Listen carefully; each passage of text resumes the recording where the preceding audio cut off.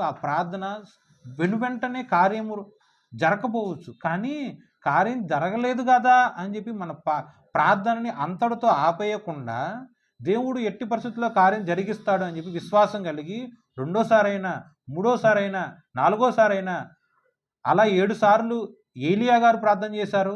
రెండోసారి వరకు ఎలీషా గారు ప్రార్థన చేశారు. మరి నువ్వెన్ని సార్లు ప్రార్థన చేస్తున్నావు? దైవ చిత్తానుసారంగా నువ్వేదన్నా సరే అడిగినప్పుడు, ఒక్కసారి నువ్వు ప్రార్థన చేసినప్పుడు ఆ కార్యం జరగలేదనుకో, ఆ ఒక్కసారి నువ్వు వదిలేస్తున్నావా?